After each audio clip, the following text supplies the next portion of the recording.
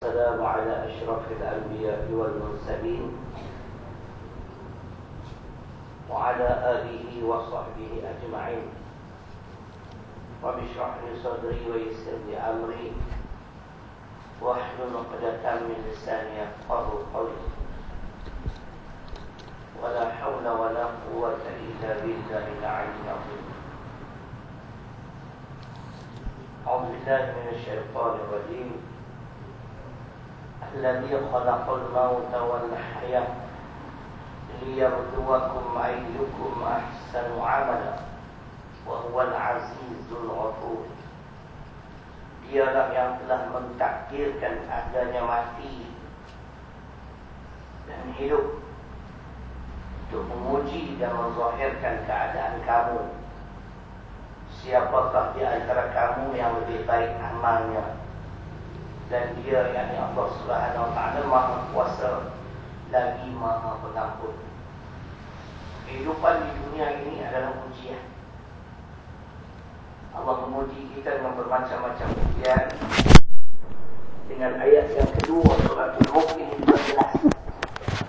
Allah menguji kita supaya Allah nak tengok siapakah di antara kita yang beramal dengan amal-amal yang baik. Ada sepotong ayat Al-Quran dalam surah An-Nahl, surah ke-16 ayat 97. Dalam tafsir Ibn Ar-Rahman ada, dia punya tafsiran dalam kitab. Pasal tak ada orang di mana Allah berfirman kelebihan orang-orang yang beramal dan amal-amal yang Allah redha itu banyak kelebihannya. Man amila salihan min dzakarin aw untha wa huwa mu'minun falanuhyiyannahu hayatan thayyibah. Jadi ada tafsiran di sini sikit yang bermaksud barang siapa yang beramal dengan amal-amal yang soleh, sama ada lelaki maupun perempuan, dan dia tetap beriman, maka dia kata di sini, kami akan berikan kepadanya kehidupan yang baik. Ditekankan dalam ayat ini bahawa laki-laki dan perempuan dalam Islam mendapat pahala yang sama, dan bahawa amal soleh harus disertai iman. Tidak ada perbezaan di antara lelaki dan perempuan ketika mana kita beramal dengan amal-amal yang Allah redha. Dari segi ganjaran sama saja. Dalam kitab tafsir Ibn Ar-Rahman dia kata, baik lelaki ataupun perempuan, bila dia beramal dengan amal yang Allah redha, kelebihannya walaupun hidup di dunia dia kata miskin, tetapi Allah hidupkan dia melihat, Allah hidupkan dia dalam keadaan yang cukup bahagia. Jiwa tenteram, tenang, duit tak ada, sikit. Tapi dia kerana amal-amal soleh yang dibuat itu, Allah punya kelebihan yang lain. Dia sebut pula, sedangkan orang yang kufur, yang tak beriman, amal soleh tak ada betul, duit banyak tapi hidup sabun. Tapi kan siapa yang kaya dan beramal soleh, untung kan. Ini dah miskin, tak mau beramal tu. Kalau yang kaya tak beramal, dia kata berbanding aku masuk akal, aku hidup di dunia senang. Ini dahlah hidup di dunia susah, tak beramal tu lah. Biarlah susah, asalkan amal-amal soleh ni ada. Mana kita lakukan amal soleh, walaupun hidup di dunia, kata sebagian ulama, hidupnya miskin, tapi jiwa dia tenang, tenteram. Ini kelebihan. Surah yang ke-16, surah An-Nahl ayat 97. Jadi kehidupan di dunia ini adalah ujian, macam-macam ujian. Baik kita sambung sikit. Pagi ni saya tak boleh lama kan, saya ada appointment sikit, tak maaf. Semalam tu saya tidur di belakang, sedang tidur tuan-tuan, 3:30 pagi lampu tak ada. Nanya Ustaz, tapi saya ni jalan jauh, saya sedia semua lah. Toslet ada. Kalau tidak, nak rabar lah dalam gelap negara. Toslet siap. Lilin ada, tapi urat api tak ada. Lain kali saya nak bawa semua lah. Urat api lah, lilin dah, urat nyamuk semua bawa.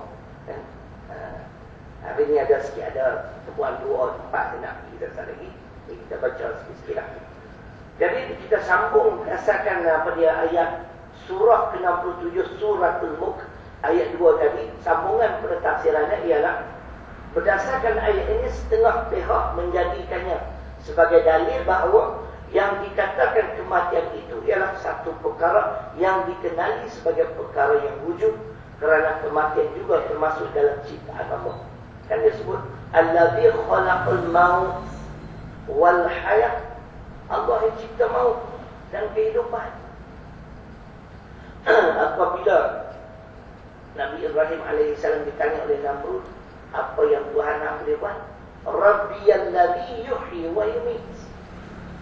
Allah, Tuhan yang bersembah, Tuhan yang menghidup dan mematikan makhluk. Surah Al-Baqarah 258. Makna ini semua adalah ciptaan Allah. Ayat ini berarti Allah mewujudkan semua makhluk daripada tiada kepada ada, dengan tujuan untuk menguji siapakah di kalangan mereka yang paling baik amalannya. Jadi Tuhan hentak kita main sini, tuan-tuan dan perempuan, ada matlamat sebenarnya. Bukan saja-saja Allah cipta kita main tok sini, lepas tu tok serapa. Ada. Dulu saya sebut dah lama lah. Tak apa lagi kita ulang sikit. Ulama kata kullama takarrara taqarrara. Setiap perkara yang diulang-ulang itu memantapkan. Tadi main ustaz, dia pun baca ayat yang sama. Main 3-4 orang ustaz semua baca ayat yang sama. Dia tak puas cerai. Yang ni bagus. Memantapkan kita. Ustaz ni pun baca ayat tu, ustaz pun baca ayat yang sama. Kita lagi mantap duduk dengar benda yang sama. Cuba tengok tafsiran ni. Dia sebut di sini maknanya ayat ini berarti Allah mewujudkan semua makhluk daripada tiada kepada ada dengan tujuan untuk menguji siapakah di kalangan mereka yang paling baik amalan. Jadi kalau kita tengok dalam surah Al-Mu'minun, surah Al-Mu'minun surah ke-23 pada ayat 115, Allah cipta kita ni ada pasal. Bukan saja-saja dia cipta. Afa hasibtum annama khalaqnakum abatha wa annakum ilaina la turja'un. Surah yang ke-23, nama surah Al-Mu'minun ayat 115.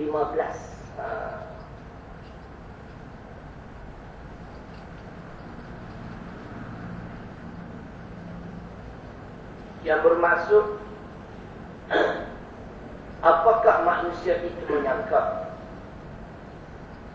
kami cipta mereka sebagai main-mainan sahaja?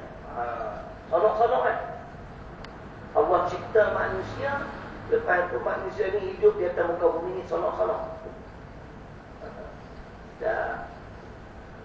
Dan kamu juga menyangka, kata Allah, bahawasanya kamu tidak akan dikembalikan kepada kami. Jadi aku cipta hampa meduk di bumi aku, sonok-sonok mati habis. Ada matlamat. Bau-bau ni apa jemaat? Bau ni hari yang kuat. Ya, doang itu dah. Sebuah jemaat di Ceras Indah. Kat 7 tahun dah saya tak masuk. Dia buat orang ustaz lama tak main surau kami. Dah hampa tak panggil aku. Dulu UMNO pegang, sebut bila si UMNO lah, boleh terang mata sikit. UMNO pegang, dia halau lah saya. Mula-mula saya tetap di Selangor, itulah di antara surau Al-Mustaqimah. Itu bawah ni, itu bawah mahal. Jadi sistem dia tak bagus sikit, tarik surau kita. Jadi bila khutbah mahal ni, tuan-tuan tahu lah, kita khutbah kita cakap pasal Islam dia kan. Dan peluang kita semua orang lah. Macam-macam orang kita boleh tengok. Ada buat mulut muncung pun lah. Itu mulut akan kubur. Saya tu tengok ada yang bagi perhatian pun dah. Kan? Mungkin tak kenal siapa saya kan. Tiba-tiba kau jumpa dia. Nak bertebak. Sebelum saya tu lagi laju. Dia doa kat kapal sing, lim kisiang, lim guan ing. Lagi laju. Tak ada kena kedah kan tak? Dia kena pen kan? Jais lagi pun duit. Wah, UMNO komplit. Lepas isu Ustaz Zakar Haji Ahmad, dia terus doa lagi hebat. Jadi tu kita kata, kita main ke dunia ni bukan saja-saja ada matlamat hidup kita. Tuhan minta cipta saja-saja babi pun Tuhan cipta macam tu. Sedangkan babi tu harap. Doktor seorang tu dia buat kajian, dia doktor perubatan. Babi ni banyak penyakit. Dia ada satu benda tu, kalau benda tu dia masuk ke dalam otak kita, dia menyebabkan daya ingatan kita lemah. Allah uji juga. Allah beritahu dalam Quran bagi haram. Quran sebagai panduan. Nak ikut aku kan? Nak ikut kehendak hawa nafsu kan? Anak sekedar hanya pasal. Inilah kita ujian. Dunia ni medan ujian. Jangan kita ni duduk nampak bahagia tak bagus. Riba? Sama. Kan? Oi, dengar babi tak. Tapi riba sapu semacamnya. Dia lagi. Kita ni tak lalu tak babi lah. Riba tutup macam. Oh, tak bagi can.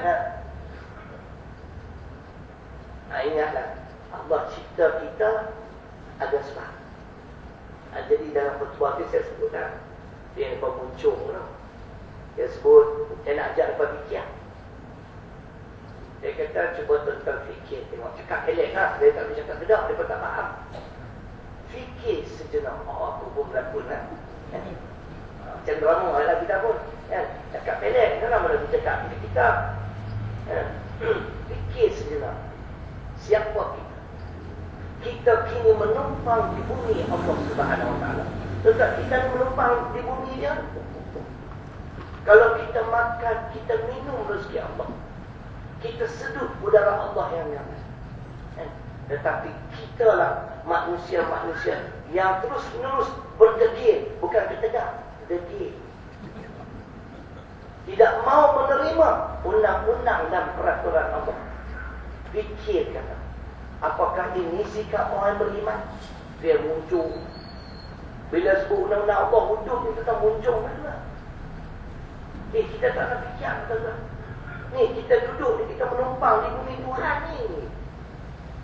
Kalau kita boleh makan, boleh minum, boleh terima semua rezeki apa, pasal apa tak boleh terima undang-undang dan peraturan? Itu yang saya ajak lepas fikir. Macam contohlah, kalau saudara Rosi main rumah saya, dia nak menumpang malam ni, nak malam tak apa, saya sedia satu bilik. Ini rumah saya ni. Kan? Dia kata saudara Rosi, anda boleh tidur bilik ni, siap semua. Oh dah, saya nak bilik lagi besar dalam rumah Ustaz. Banyak cantik ni rumah aku. Aku bagi bilik tu pun besar tuah lalu. Kan? Oh nak ada lagi besar. Jadi kalau saya pergi rumah dia pun sampah je lah. Di rumah Rosi, saya buang kasut. Tak ada Ustaz, masuk kasut-kasut. Di rumah dia, undang-undang macam tu. Itu kira nasib baiklah rumah saya bagi kat bilik. Kalau dia pergi rumah Sidik Sigar ada, tidur di kandang kuda lah. Ni kita duduk di bumi Allah ni, tak boleh fikir sikit lah. Yang kita sombong dengan ni lepas. Tak mau tunduk, tak mau patuh pada kehendak dia, kenapa? Saya suka fikir macam tu. Baru kita bawa kereta pun kita pasal ingat tak buat. Bila-bila masa dia ambil aku ni. Kan? Aku ni hamba dia. Buat pekat penuh tengok. Baru hilang ego. Baru hilang perasaan-perasaan sombong ni. Kita kerdil dia tuan-tuan. Ni telinga cek lah ni. Doktor tanya cek-cek, pecah lah. Ni cik lah ni pekak lah. Saya kata yang pekak bini Pak Mat Tempe. Aku tak pekak lagi. Hantarnya lah doktor. Macam mana pendengaran tuan. Turun dia tadi pekak lagi. Cabuk ni.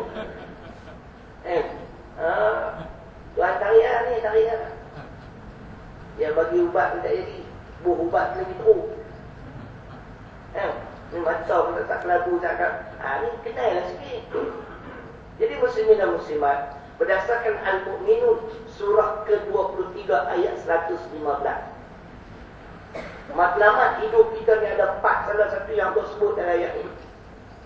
Yakni liyabluwakum ayyukum ahsanu amala. Matlamat hidup kita di antaranya, yang pertama, kita ini adalah hamba Allah Subhanahu Wa Taala. Oleh itu kita hendaklah mengabdikan diri hanya kepadanya. Inilah matlamat hidup kita yang pertama, menjadi hamba kepada Allah.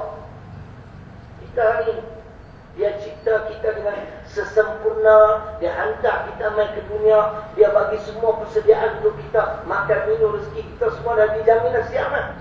Kita hanya perlu berusaha saja. Jadi sedarlah, kita adalah hamba Dia. Wa ma khalaqatul jinna wal ins illa liya'budun. Al-Dhariyat surah 51 ayat 56. Allah cipta jin dan manusia mereka supaya mengabdi, beribadah hanya kepadanya. Beribadah dalam ni pun dia sebut. Ni kita akan saya tahu apa makna ibadah. Ya.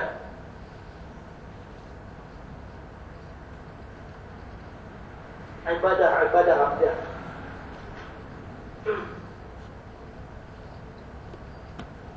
Ibadah adalah kepatuhan dan ketundukan. Tunduk dan patuh yang ditimbulkan oleh perasaan tentang kebesaran Allah. Yang maha besar itu adalah Allah lagi akan datang sebagai Tuhan yang disembah, kerana berkeyakinan bahawa Allah mempunyai kekuasaan yang mutlak terhadapnya. Kita ni milik Allah ni.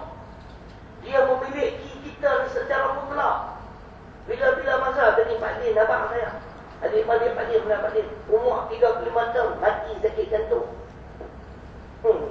Sedap lah, tuan-tuan. Kita ni bukan hebat. Kita ni milik Allah. Ada matlamat. Allah cipta kita supaya kita beribadah kepada Dia. Tunduk, patuh, ikut perintah Allah. Jangan menentang Dia. Jangan menentang ajaran. Jangan menyimpang kepada ajaran Dia. Yang kedua, secara dekat, setelah kita menyadari kita adalah dicipta oleh Allah sebagai hamba Dia. Yang kedua, kita adalah khalifah Dia. Ganti kepada Nabi. Tanggungjawab kita ialah mentadbir muka bumi Allah Ta'ala ni berdasarkan wahyu dan syariat Dia. Iqamatu din wa siyasatu dunyawi. Itu bukan ayat Quran, kata-kata ulama. Tugas khalifah ialah menegakkan agama dan mentadbir dunia dengan agama. Agama ni maknanya undang-undang dan peraturan hidup yang telah ditetapkan oleh Allah. Jadi kita kena tegakkan undang-undang dan peraturan Allah di atas muka bumi. Oh, itu kata-kata ulama. Tak apa, kita bawa dari Quran. Nabi Daud alaihissalam ditegur, Ya Dawud, inna ja'alnaka khalifatan fil ard fahkum bainan nas bil haqq wa la tattabi'il hawa. Surah Sad, surah ke-38 ayat 26. Wahai Daud, aku jadikan kamu ini khalifah di atas muka bumi, dan tanggungjawab kamu ialah fahkum bainan nas bil haqq. Hendaklah kamu menghukum manusia dengan adil, dengan benar. Benar itu ialah adil. Yang adil itu undang-undang Allah saja. Undang-undang Islam memang adil. Macam mana kata adil? Dalam hadis riwayat Al-Baihaqi, Imam Bukhari pun ada. Al-bayyinah 'ala al-mudda'i wal yaminu 'ala man ankara. Yang mendakwa kena bawa bukti. Yang didakwa naklah bersumpah. Dalam hadis ini dia cerita macam ni. A kata dia bagi pinjam duit kat B, tapi A tak ada bukti, tak ada hitam putih. Jadi B naklah bersumpah demi Allah, saya tidak pernah berhutang dengan si fulan, maka gugurlah kes tersebut. Sebab si A tak boleh bawa bukti. Tengok Islam, tuan-tuan. Tak apa pun boleh mengaku, tak apa pun boleh kata bukti-bukti. Dia kuat riwayat Al-Baihaqi itu kita selit dengan Al-Baqarah 111. Qul hatu burhanakum in kuntum shadiqin. Katakanlah, kalau benar apa yang kamu dakwa, bawalah keterangan kamu. Lepas engkau menyatakan ayat ini sebagai apa dia sebut? Wah, kata ada saya tak ingat. Makna sebagai panduan utama dalam undang-undang Islam. Yakni setiap pendakwaan wajib dikemukakan dalil dan bukti. Dan orang yang didakwa hendaklah diberi peluang untuk membela diri. Adil tak? Inilah tanggungjawab kita khalifah. Menegakkan agama dan mentadbir dunia dengan agama. Jadi Nabi Daud ditegur kerana ketika dia menjadi hakim, belum apa-apa lagi dia dah kata dah kau tu zalim. Maka Allah tegur dia. Dia sujud pada Allah, meminta keampunan Allah di atas kealpaan tadi. Lalu ayat itulah yang kita baca tadi. Allah kata wala tattabi'in hawa. Jangan kamu ikut hawa nafsu kamu. Jadi makna orang sebagai seorang qadi, sebagai hakim, dan kitab tafsir sebut pertama ni qadi atau hakim ni. Ada hakim ni. Ada hakim pencin ada. Selamat. Qadi pencin ada, tak apa. Baik sebagai qadi atau hakim. Dengar elok. Pertamanya jangan terpengaruh. Ni undang-undang Islam tak boleh terpengaruh. Yang kedua, jangan terburu-buru buat keputusan. Patut sangat Nabi kata 3 hakim 2 masuk mahkamah. Di Malaysia semua masuk mahkamah. August Timpo mampu ya. Aku baca sahabat ni geludak muka dia. Dia kata, dah mampu ya dah pelang ni. Hakim Ciklah mampu setahun sudah. Kan? Pertama, jangan terpengaruh. Yang kedua, jangan terburu-buru. Yang ketiga, hendaklah memberi peluang kepada orang yang dituduh, yang didakwa membela diri. Ini Islam, tuan. Apa kata tak boleh? Abang ini tidak. Ini jadi hakim. Tengok pula yang didakwa yang duduk dalam kanan tu Syahrul Syuroh. Oh ni dia kata kat kita ni hakim masuk mahkamah ni. Hak 10 bulan jadi 10 tahun. Di Malaysia ni tak heran ya tuan-tuan. Dia buat undang-undang ikut suka dia ya. Kan? Hakim-hakim semua aplak dia lah semua. Lebih dekat semua lah. Kan? Orang tak percaya lah mahkamah Malaysia ni. Kadang-kadang salah sikit lah. Kan?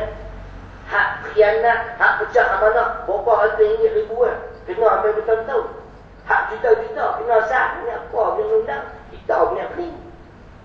Patutnya, hak pecah amanah 1 juta, hukum dia 1 juta tahun.